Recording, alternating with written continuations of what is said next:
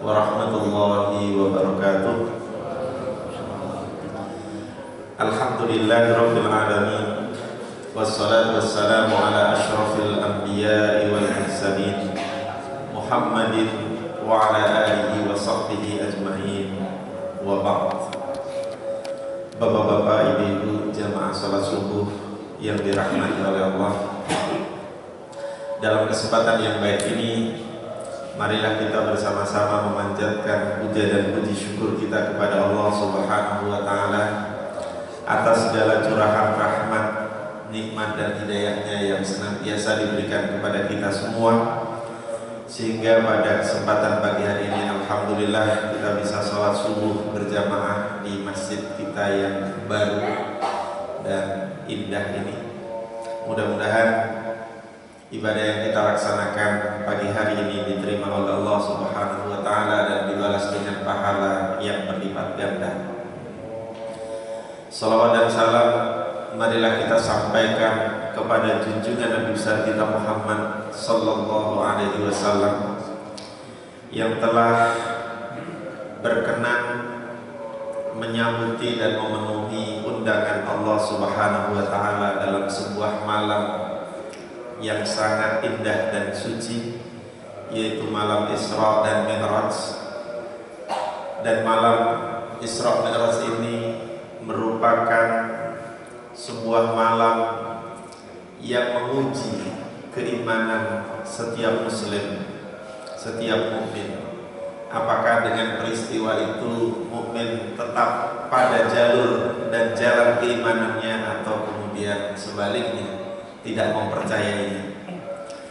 Pada kesempatan pagi hari ini kita akan membedah sebuah buku yang terkait dengan Isra Mi'raj, tapi mungkin lebih pada aspek Mi'rajnya, yaitu buku yang ditulis oleh Badi'uz Zaman Said Nursi. Judulnya Risalatul Mi'raj, Urgensi, Hakikat, Hikmah, dan Buahnya.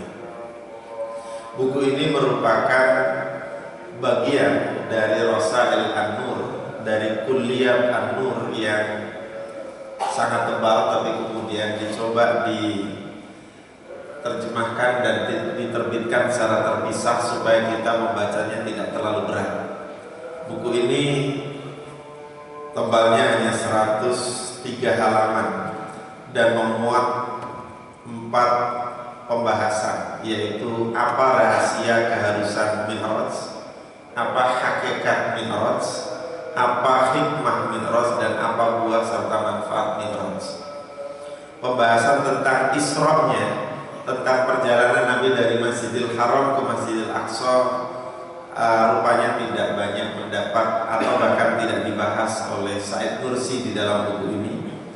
Beliau ingin melihat langsung bagaimana perjalanan dari Masjidil Aqsa itu menuju Sidratul Muntaha, itu dalam perspektif yang barangkali kita boleh katakan perspektif yang luas dan komprehensif. Sebelum itu perlu kita jelaskan bahwa Said Nursi ini mungkin dulu sudah pernah disampaikan, adalah ulama Turki yang dikenal sebagai mujaddid, pembaharu, mufassir, penafsir ayat-ayat Al-Quran, yang hidupnya didedikasikan untuk Islam, yang hidupnya banyak melakukan perjuangan melawan musuh-musuh Islam, dan sebagian besar dari hidupnya juga dihabiskan di penjara. Dan dalam kesempatan beliau di penjara, diasingkan, beliau menulis karya yang kemudian dikumpulkan oleh murid-muridnya dan diterbitkan menjadi Rasail An-Nur, risalah-risalah tentang cahaya. Karena itu dalam buku-bukunya, termasuk dalam buku ini, beliau banyak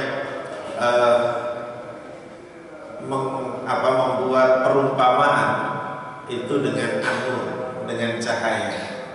Karena memang Allah nurus samawati wal ardh, Allah itu cahaya langit dan cahaya bumi. Yang namanya cahaya, salah satu fungsinya adalah menyinari kehidupan ini, agar perjalanan manusia dalam hidupnya itu tidak tersesat, agar dengan cahaya itu bisa dipandu ke jalan kebenaran, bisa diantarkan kepada tujuan yang hendak dicapai. Kalau kita membaca sepintas dari biografi beliau ini termasuk kategori ulama yang cerdas, yang kuat hafalannya, sekaligus memiliki minat yang cukup luas di dalam mengkaji berbagai ilmu. Beliau tidak hanya mengkaji ilmu-ilmu agama yang didapatkan dari guru-gurunya, termasuk dari orang tuanya dan dari ulama yang hidup di kampung halamannya, tetapi juga banyak membaca buku-buku modern, buku-buku barat, buku-buku tentang matematika, fisika, kimia, biologi, astronomi dan lain sebagainya.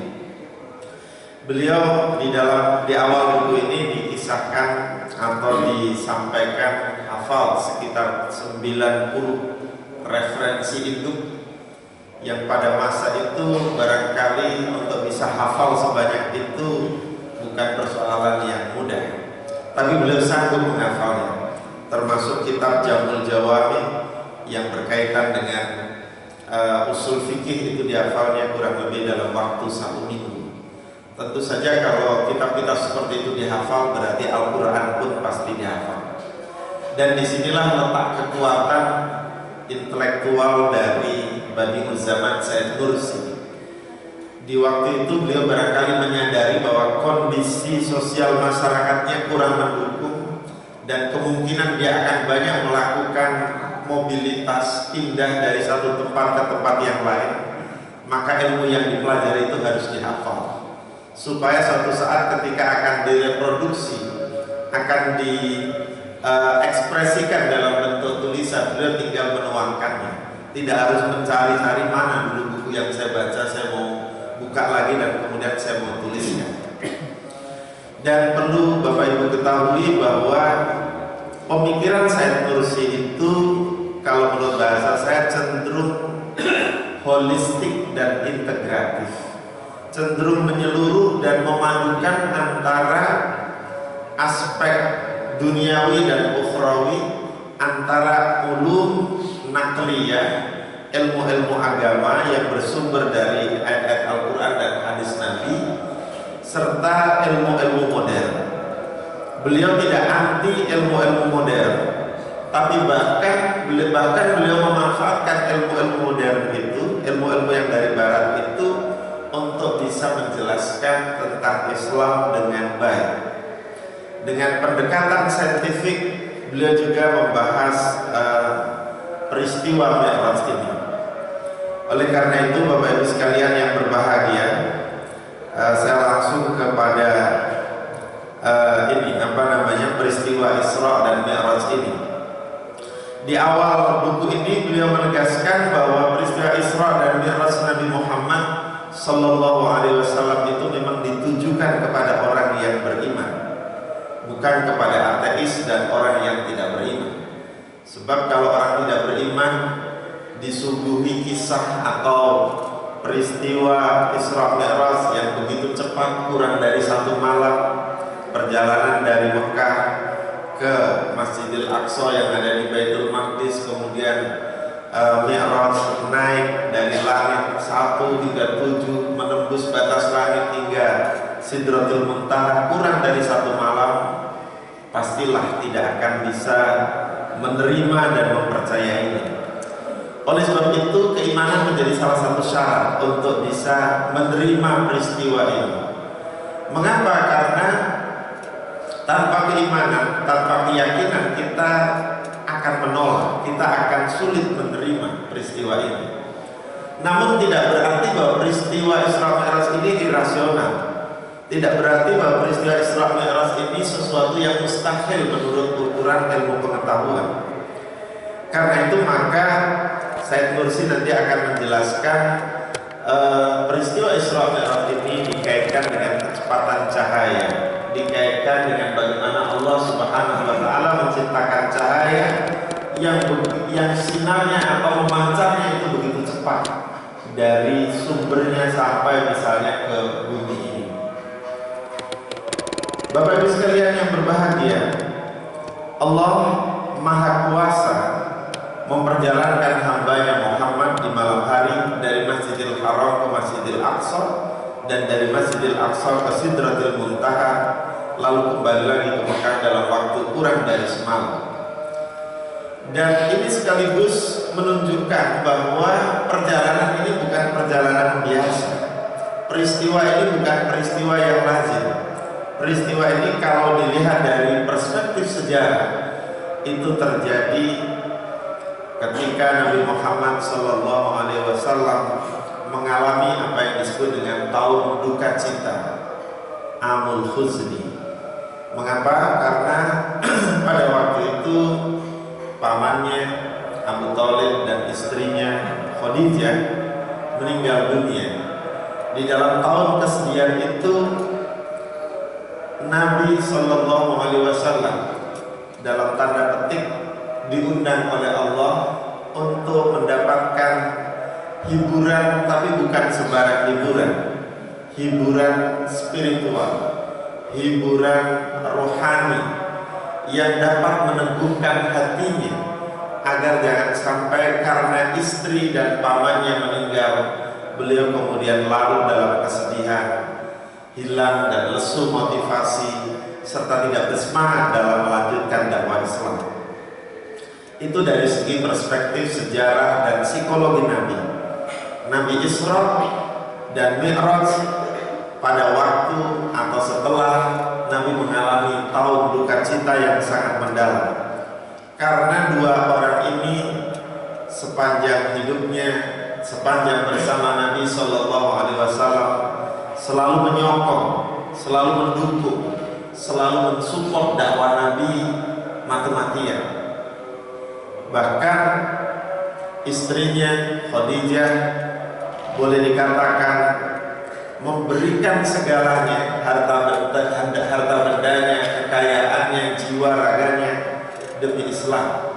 Demikian juga pamannya yang secara status sosial memiliki kedudukan yang tinggi yang di kalangan masyarakat Quraisy, yang dengan statusnya itu digunakan antara lain untuk melindungi Nabi dari segala bentuk penyiksaan, intimidasi, dan perlakuan tidak manusiawi dari orang kafir Quraisy.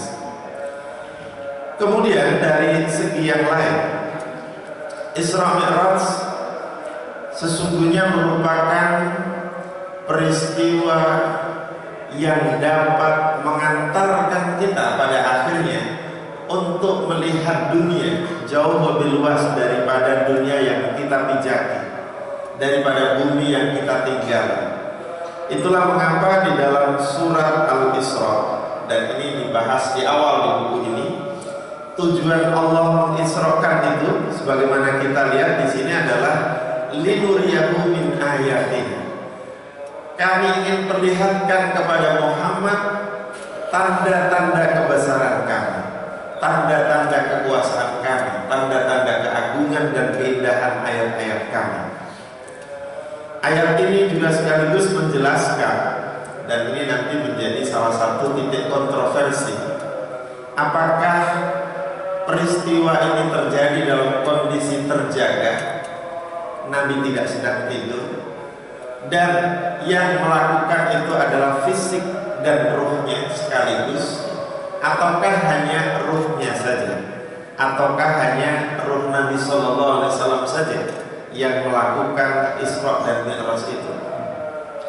Di ayat ini Allah menyatakan dan diawali dengan ungkapan Subhanalladzi asra bi'abdihi lailan minal masjidil harami ila masjidil aqsa alladzi barakna haulahu linuriyahu min ayatina innahu huwas samiul basir. Maha suci Allah, menurut banyak buku tafsir antara lain disebutkan bahwa ketika Allah mengawali ayat dengan kata Subhanalladzi, itu menunjukkan keagungan, kemahakuasaan dan kemahaluarbiasaan dari apa yang dilakukan atau diperbuat oleh Allah. Apa yang diperbuat oleh Allah? Yaitu asra yusri isra, yaitu mengisrohkan, memperjalankan. Nah, di ayat ini yang kemudian dipahami oleh banyak ahli tafsir dengan menyebut bi'abdihi, bukan biruhihi, dengan memperjalankan hambanya. Kalau disebut hamba itu satu kesatuan, ya fisiknya, ya ruhnya, bukan ruhnya saja. Karena kata abd dalam bahasa Arab itu memang menunjukkan entitas yang terdiri dari ruh dan sekaligus fisik. Kita ini disebut hamba Allah karena kita ini masih berwujud manusia, ada fisiknya dan ada ruhnya. Kalau nanti sudah tidak ada ruhnya disebut dengan mayyit. Makanya di sini bi'abdihi lailan minal masjidil harami ilal masjidil aqsa. Mereka yang berpendapat bahwa Isra dan Mi'raj Nabi itu bersifat ruh saja, antara lain ini juga ada dasarnya, antara lain didasarkan pada penuturan salah seorang istri Nabi dan juga alasan-alasan rasional. Menurut penuturan, tapi waktu itu kelihatannya belum ada istri, tapi ini di versi yang lain, di hadis yang lain, kelihatannya pada waktu itu Nabi masih berada di atas tempat tidur di malam Isra, sehingga pendapat ini kemudian menyatakan bahwa yang diisrokan itu hanya ruhnya dan tidak dalam kondisi terjaga. Kalau bi'abdihi itu di dalam kondisi terjaga dan bersama, baik fisik maupun ruhnya secara bersama-sama. Terlepas dari kontroversi itu, kita meyakini bahwa peristiwa ini benar. Peristiwa ini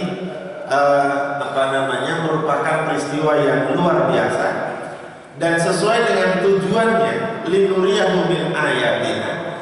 Berarti Nabi Shallallahu Alaihi Wasallam diundang, diajak ya oleh Allah untuk melihat, untuk menyaksikan, untuk mengetahui ayat-ayat Allah, ayat-ayat Allah yang ada di bumi, yang ada di alam raya, yang ada di alam malakut, yang ada di antara lintas langit-langit dan bahkan menembus batas langit hingga Sidratil Muntaha.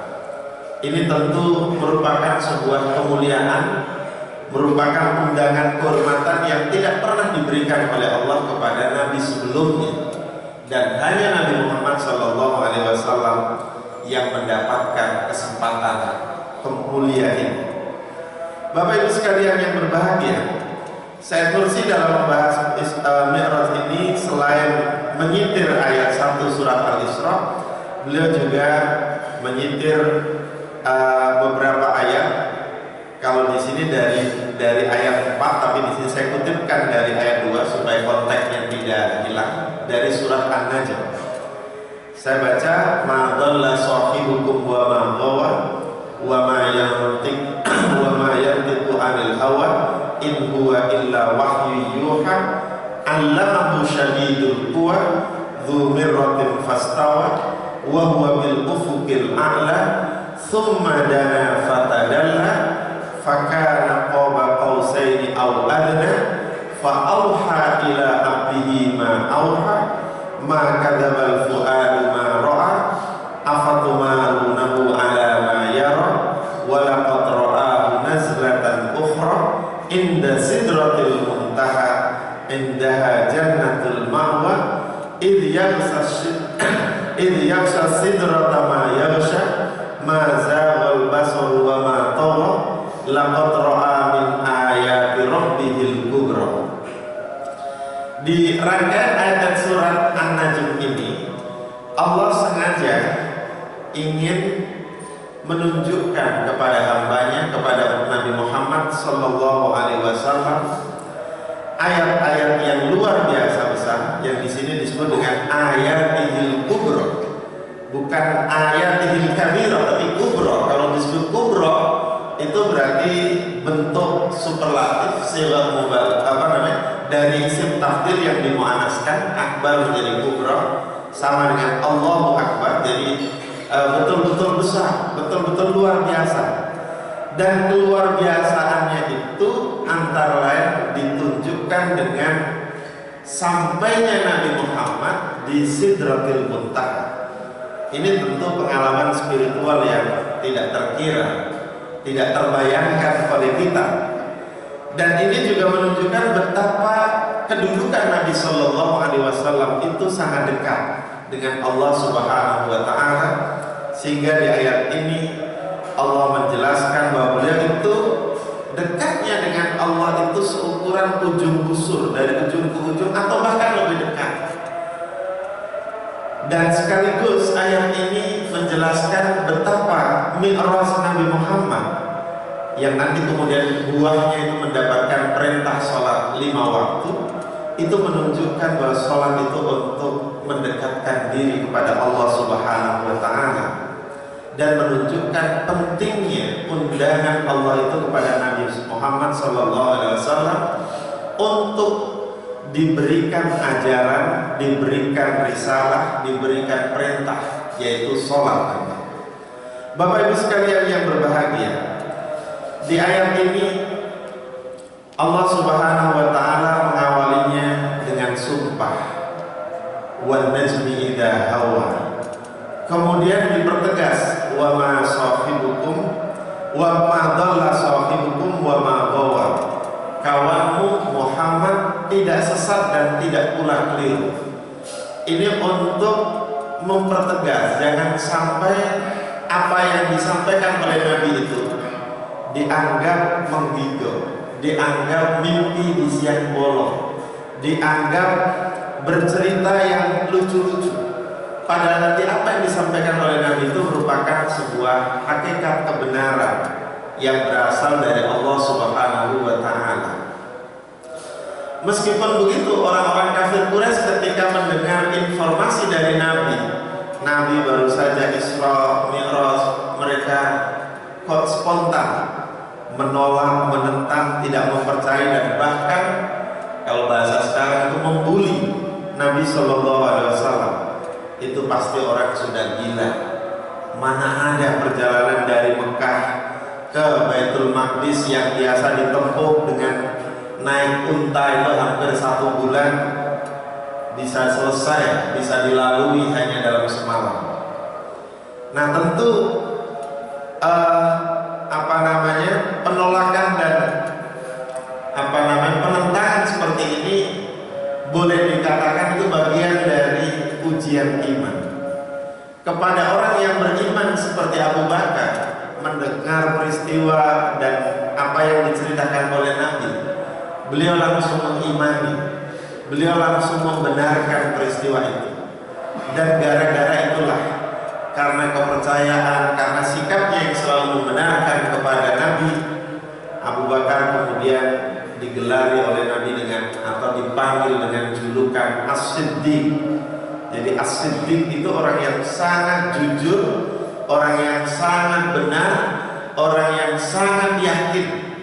Karena sangat yakin kepada Nabi itulah Abu Bakar tidak perlu bertanya, tidak perlu mempersoalkan berapa lama perjalanan itu ditempuh, tapi karena perjalanan itu atas kehendak Allah, karena Allah yang memperjalankan, maka kemudian Abu Bakar mempercayainya sepenuh hati tanpa ada sedikit pun keraguan. Bapak Ibu sekalian yang berbahagia, di ayat ini pula menurut Said Nursi, Nabi Muhammad SAW diperlihatkan bentuk atau rupa Jibril yang luar biasa besar, yang luar biasa memenuhi jagat raya ini dalam wujudnya yang asli, ya. Dan dijelaskan pula Jibril berada di ufuk yang tinggi. Kalau berada di ufuk yang tinggi itu menggambarkan betapa wujudnya yang luar biasa besar. Dan itu salah satu tanda kekuasaan Allah yang diperlihatkan kepada Nabi. Selain daripada itu, ini di riwayat-riwayat hadis, terutama yang diriwayatkan oleh Bukhari, Nabi Muhammad SAW juga diberikan oleh Allah kesempatan untuk bisa bertemu para nabi.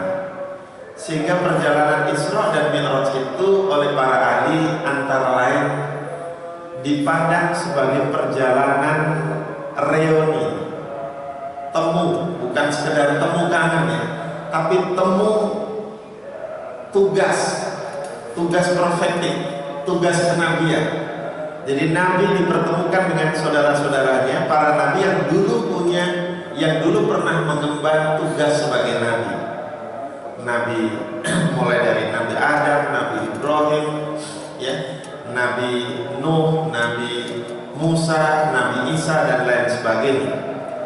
Dan oleh Said Nursi bertemunya itu di langit-langit, mulai dari langit 1 sampai langit 7. Dan dalam bahasa Said Nursi, langit-langit yang dilalui oleh Nabi itu mengilustrasikan tingkatan kewalia, tingkatan kedekatan hamba dengan Allah Subhanahu wa taala.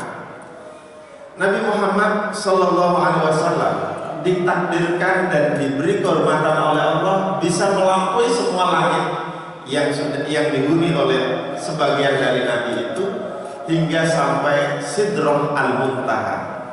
Kita sulit menerjemahkannya ke dalam bahasa Indonesia, akhirnya diterjemahkan apa adanya atau disebut apa adanya, Sidrah al-Muntaha. Muntaha itu artinya ujung dari segala ujung ya. Jadi kalau langit itu ada sekian banyak, dia bisa melampaui dan sampai ujungnya, pamungkasnya. Ini yang kita belum bisa mencapainya, dan ilustrasinya kira-kira yang paling mudah adalah seperti itu. Bapak Ibu sekalian yang berbahagia, di surat Al-Isra tadi kita tahu ayatnya diakhiri dengan innahu huwas samiul basir. Said Nursi melihat dhamir yang ada pada kata innahu itu dengan dua perspektif. Ada kemungkinan innahu itu rujukan dhamirnya, kata gantinya itu kepada Allah dan bisa juga kepada Rasulullah. Jika merujuk kepada Rasulullah, menurut Nursi, maknanya adalah bahwa perjalanan suci parsial ini disebut parsial hanya karena merupakan bagian dari bagian dari perjalanan pada umumnya, termasuk perjalanan umum dan mi'raj universal. Mi'raj universal itu, ini bahasa Nursi, yang maknanya adalah bahwa perjalanan vertikal, mi'raj itu perjalanan vertikal, itu bersifat universe, bersifat menyeluruh sekali. Bukan seperti kita kalau naik ke berada di hotel, paling ya hanya ada di hotel itu, mungkin dari lantai 1 sampai lantai 10. Kalau naik gunung, paling dari dasar gunung sampai puncaknya selesai. Nah, ini disebut sebagai mi'raj universal karena semua tingkatan, semua perjalanan vertikal itu dilalui oleh Nabi sampai titik pungkasnya, titik ujungnya, yang tadi disebut dengan Sidratil Muntaha itu. Dan di situ, di Sidratil Muntaha, beliau mendengar dan menyaksikan semua tanda kekuasaan Allah yang sangat menakjubkan. Karena pendengaran dan penglihatan beliau, saya beri tanda petik, dimampukan oleh Allah untuk naik dalam tingkatan nama-nama Tuhan hingga Sidratil Muntaha. Ini kalau innahu, sesungguhnya dia Muhammad huwas sami al-basir. Huwas sami al-basir, yaitu betul-betul bisa mendengar dan melihat tanda-tanda kekuasaan Allah tadi.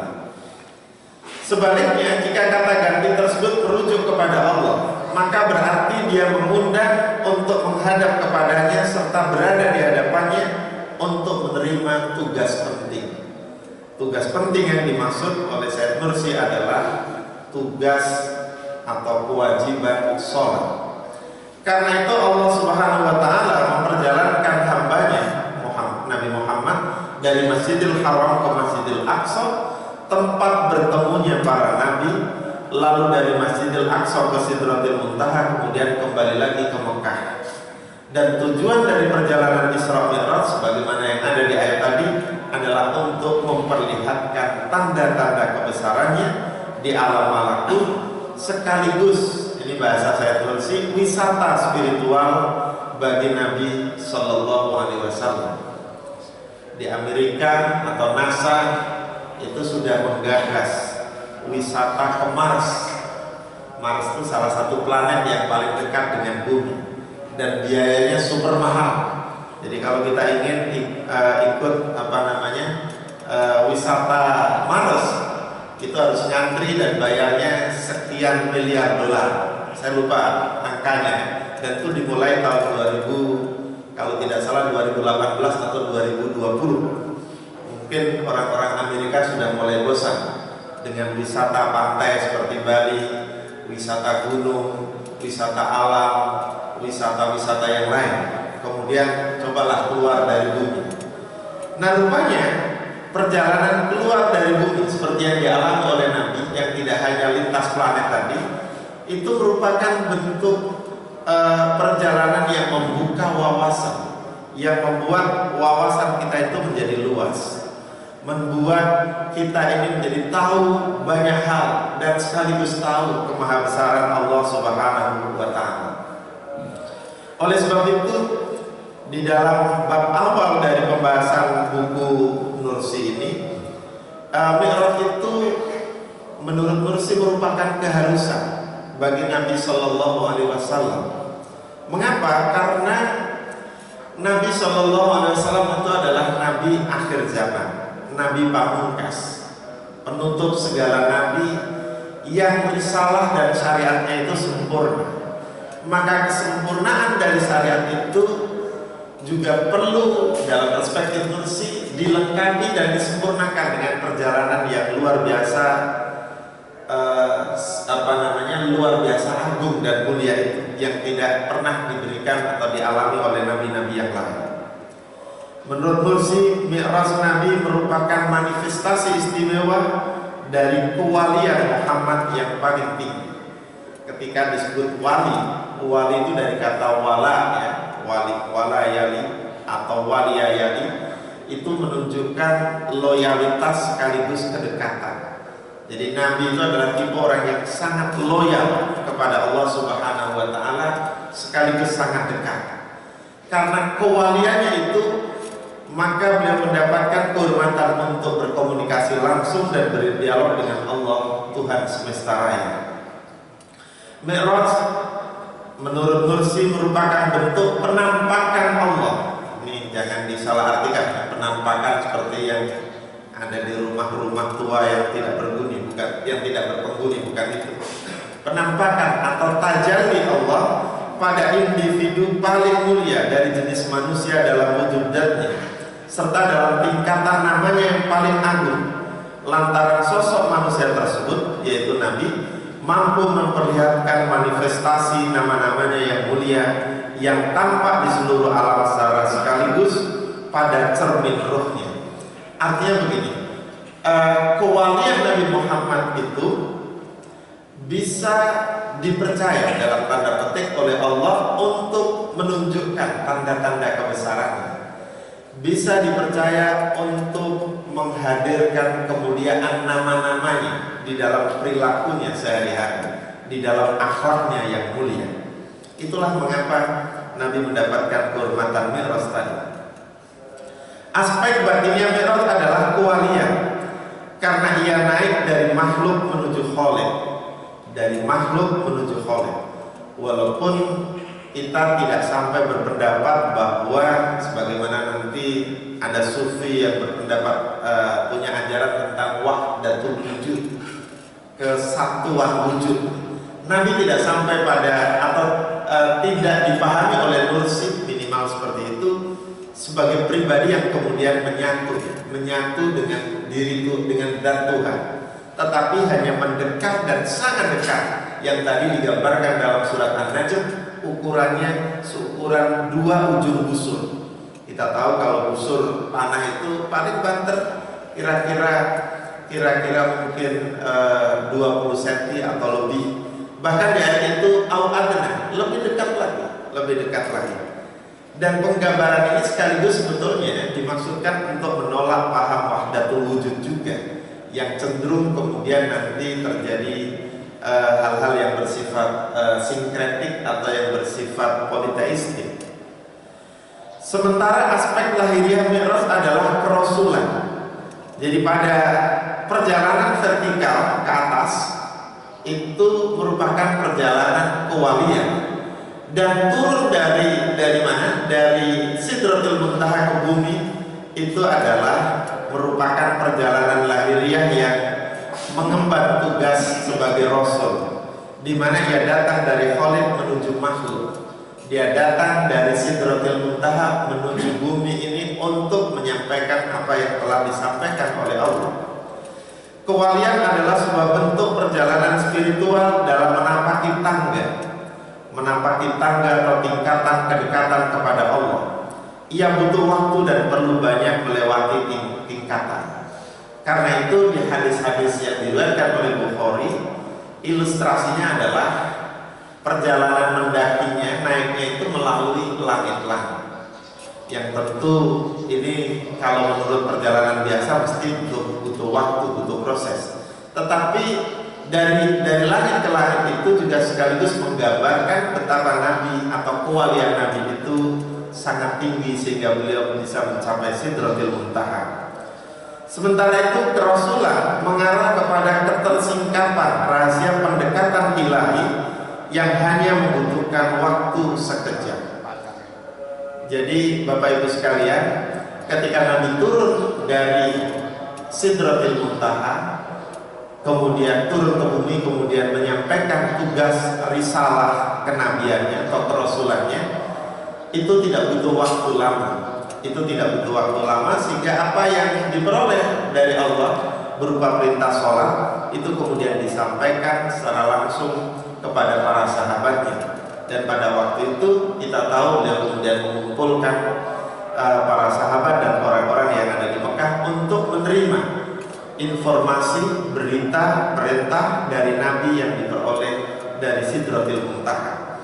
Ada kelompok yang menolak, kaum kafir Quraisy, dan ada kelompok yang menerima, meyakini dan kemudian mengamalkannya, yaitu para sahabat Nabi.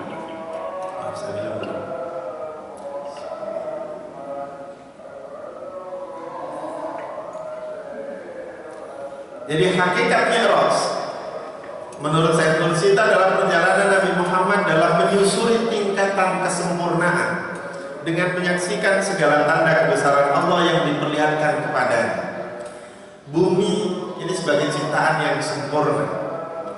Kemudian langit-langit sampai tadi Sidratul Muntaha, semuanya menggambarkan kebesaran, keagungan dan kesempurnaan Allah. Allah memperlihatkan itu supaya Nabi Muhammad SAW memiliki cakrawala dan wawasan serta pandangan yang sangat luas, yang sempit. Karena itu di dalam hukum sosial maupun hukum alam itu selalu berlaku bahwa jika kita ingin tahu secara lebih luas, maka kita harus keluar dari entitas, dari wujud yang kita tinggali atau kita berada di dalamnya. Kalau kita ingin tahu lebih baik masjid ini, kita tidak hanya di dalam, tapi kalau bisa kita lihat dari luar dan dari sudut pandang yang luas. Demikian juga kalau kita ingin tahu kesempurnaan bumi ini, kita harus keluar dari bumi. Demikian pula ketika kita ingin tahu langit, tahu segalanya, kita harus keluar dari situ. Dan itu yang dialami oleh Nabi dalam perjalanan Mi'raj. Perjalanan Mi'raj adalah juga perjalanan reuni para nabi. Allah mempertemukan beliau dengan saudara-saudaranya sesama nabi satu persatu pada kedudukan masing-masing di langit sampai kemudian dinaikkan pada kedudukan sejarah dua ujung usul. Ini juga sempat menjadi perdebatan. Bertemunya Nabi dengan Nabi Muhammad dengan para nabi sebelumnya itu, sekali lagi, apakah dalam kondisi mereka masih hidup, masih terjaga, atau hanya ruhnya saja? Sebagian ada yang berpendapat itu adalah ruhnya. Tapi dari hadis-hadis yang ada, seperti hadis yang diriwayatkan oleh Bukhari, ini karena Isra Mi'raj itu harus hadisnya yang kuat. Sebab kalau hadis-hadisnya yang lemah itu cenderung kadang-kadang berbau Israiliyah. Nabi ketika berada di Masjidil Aqsa itu didapuk menjadi imam sholat bagi para nabi, sehingga di situ menggambarkan tidak hanya ruhnya, tapi juga kedua-duanya, ya ruh ya fisik, ikut sholat berjamaah bersama Nabi. Tentu ini menunjukkan juga kebesaran Allah yang lain. Jadi Allah mampu menghadirkan kembali para nabi di masa lalu dan mempertemukan dengan Nabi. Bahkan ini lagi-lagi di hadis Bukhari, ketika Nabi bertemu, Nabi Muhammad bertemu dengan Nabi Adam, bertemu dengan Nabi Nuh, bertemu dengan Nabi Ibrahim, Nabi Isa, Nabi Musa dan lain-lain. Itu mereka selalu mengucapkan selamat, selalu memberikan apresiasi dan dukungan terhadap kerasulan Nabi Muhammad Sallallahu Alaihi Wasallam. Sehingga dengan begitu, dari perspektif psikologis, Nabi yang sedang dalam kondisi duka cita, gelisah itu mendapatkan support yang kuat dari nabi-nabi yang lain.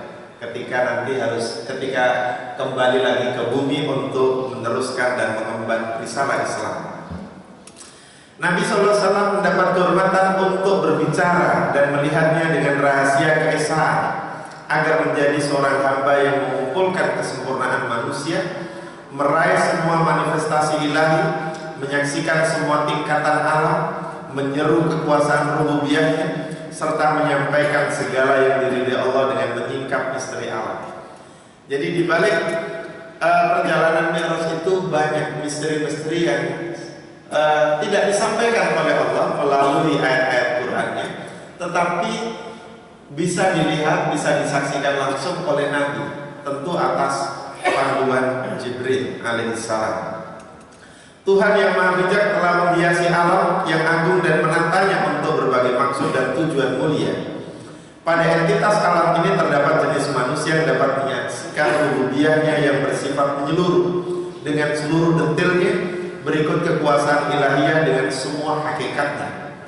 Karena itu sudah pasti penguasa mutlak tersebut akan berbicara dengan manusia seraya mengajarkan sejumlah tujuannya. Jadi sekali lagi, sosok paling sempurna yang menyeru kepada keagungan rububiyah adalah Nabi Muhammad Sallallahu Alaihi Wasallam. Dalam menjalani mi'rajnya yang bersifat fisik, ini menurut Nursi, Muhammad menempuh sejumlah tingkatan menuju alam di balik entitas, menuju dinding pemisah nama, serta manifestasi sifat dan perbuatannya yang diungkapkan dengan istilah 70.000 hijab. Jadi di alam ini banyak misteri yang masih tertutupi. Hijab di sini bukan hijabnya perempuan ya, jilbab bukan, tapi dinding penutup atau pemisah. Dan inilah hakikat dari Mi'raj, memperoleh dan mengetahui langsung misteri-misteri yang sebelumnya itu tidak pernah diungkap. Dan sudah ada, kata Nursi, ada 70.000 hijab.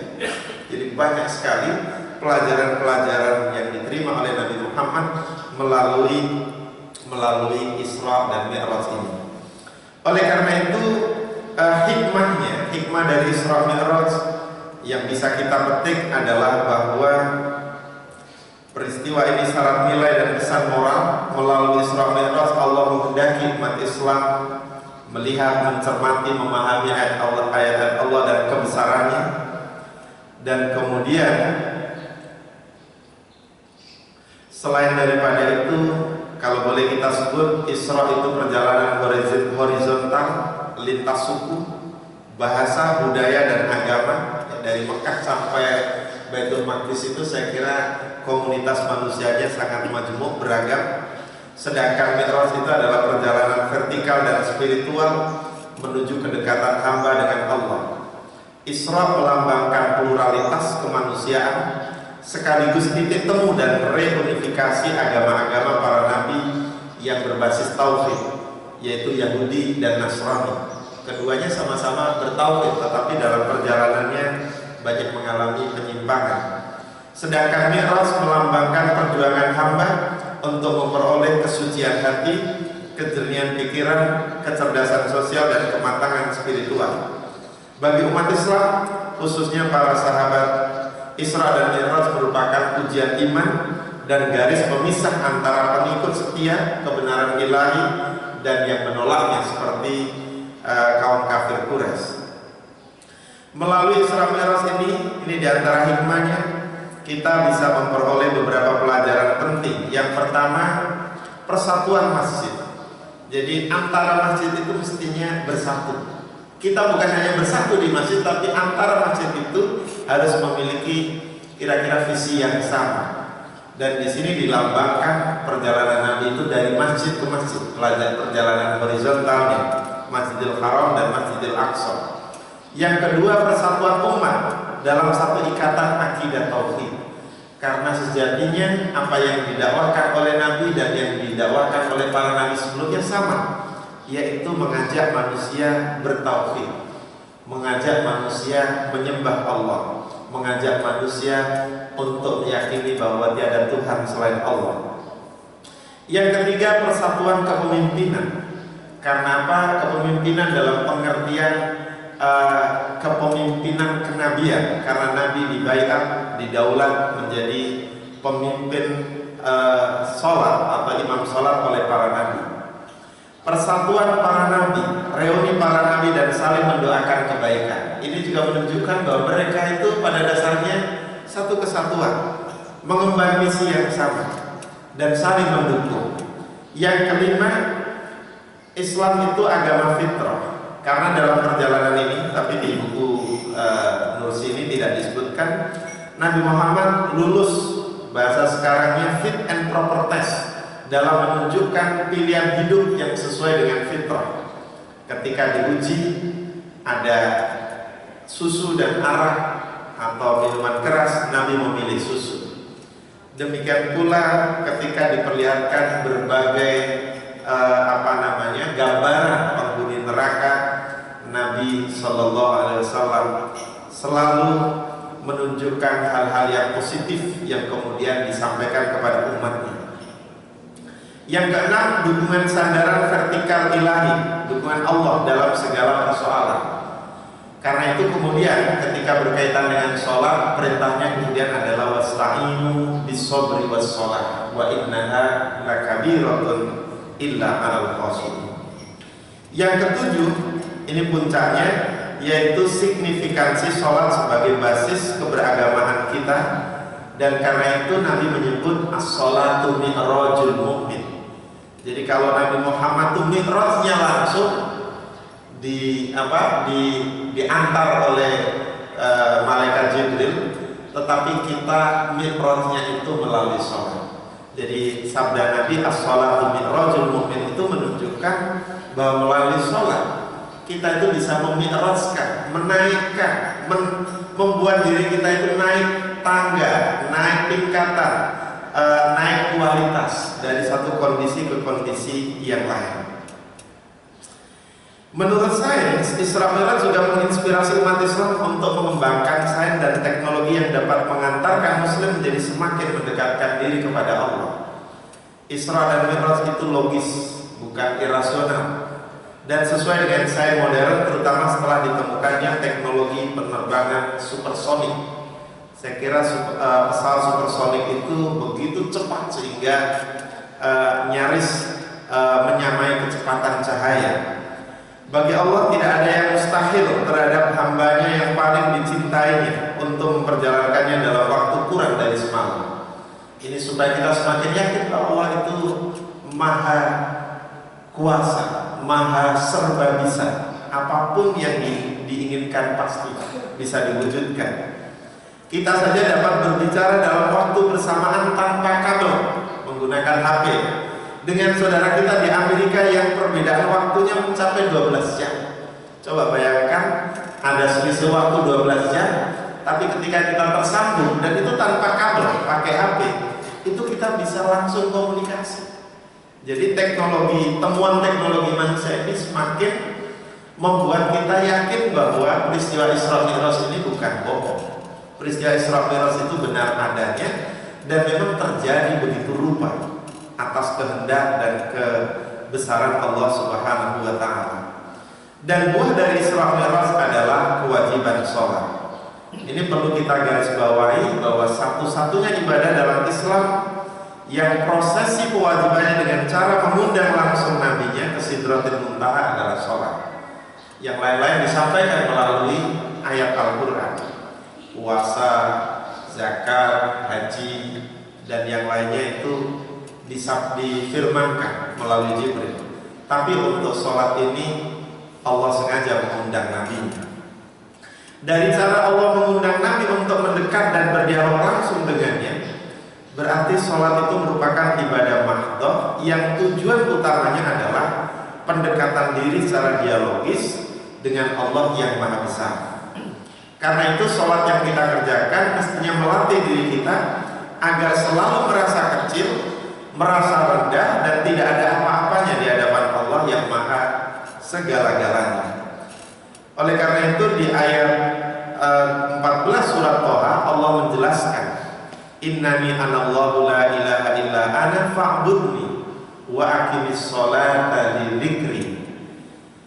Ini tujuan sholat, aqimis sholata li dzikri, dan laksanakanlah sholat hanya untuk mengingatku. Mengingat Allah itu ada perasaan mi'raj. Mengingat Allah itu sama dengan kita sedang memi'rajkan diri kita kepada Allah Subhanahu wa ta'ala. Jadi kalau kita sholat tetapi tidak mengingat Allah, berarti kita tidak sedang mi'raj. Kita tidak sedang menuju perjumpaan dan dialog dengan Allah Subhanahu wa ta'ala. Saya kira demikian saja yang saya sampaikan, dan mudah-mudahan apa yang diuraikan oleh Said Nursi di dalam buku ini selengkapnya nanti bisa dibaca, baik buah maupun manfaatnya bisa kita rasakan sebagai orang yang hidup di era digital, di era kemajuan sains dan teknologi, dan pada akhirnya kita semakin yakin bahwa agama yang dibawa oleh Nabi itu memang sempurna, dan sholat yang disyariatkan melalui mi'raj itu memang tujuannya agar kita selalu mengingat Allah. Dan mengingat Allah itu sebagaimana di dalam surat yang lain Allah jelaskan, itu bisa membuat hati kita menjadi damai, menjadi tentram, menjadi bahagia. Ala bidzikrillahi tatmainnul qulub. Ketahuilah bahwa dengan mengingat Allah antara lain melalui sholat, hati kita menjadi tentram, menjadi damai, menjadi bahagia. Dan semoga Isra Mi'raj yang kita peringati dan kita pelajari serta kita baca dari buku ini bisa membuat hati kita semakin tentram, damai, dan bahagia bersama Islam. Saya kira demikian, kurang lebihnya mohon maaf. Wabillahi taufiq wal hidayah. Assalamualaikum warahmatullahi wabarakatuh. Kalau ada yang ingin didiskusikan, ditanyakan, dipersilakan.